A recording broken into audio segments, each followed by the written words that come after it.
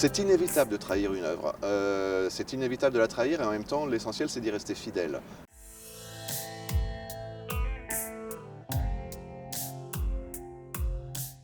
J'en suis pas du tout à ma première adaptation, j'en ai fait quand même pas mal.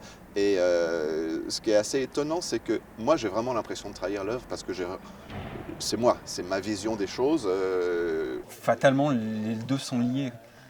Le cinéma vient piocher dans la BD parce qu'il y a tout un univers qui se crée et qui est foisonnant. Il faut toujours prendre un film comme étant comme un Polaroid. C'est un instantané de ce que l'auteur, le réalisateur ou le scénariste ressent d'une œuvre préexistante. Il ne s'agit pas de dire le bouquin, c'est ça de manière holistique et définitive. C'est juste ce jour-là, c'est ce que j'avais envie de raconter sur cette histoire-là. C'est plus, en fait, c'est un jeu de ping-pong, on renvoie la balle en fonction du ressenti qu'on en a eu.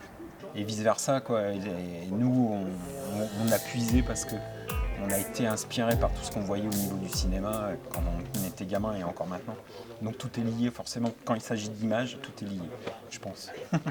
Je pense d'ailleurs qu'une adaptation, si je devais refaire des adaptations que j'ai pu faire dans le passé, effectivement comme La Guerre des Boutons, si je devais le refaire 10 ans ou 15 ans plus tard, ce ne serait plus le même film, même si c'est moi à nouveau qui le fais, parce que ce que j'en ressentirais et ce que j'aurais envie d'en raconter serait autre chose. C'est apporter une part de soi dans une œuvre préexistante. Or, une soi, on est un être de mouvement, donc c'est nécessairement assujetti à qui on est sur le moment où on l'écrit.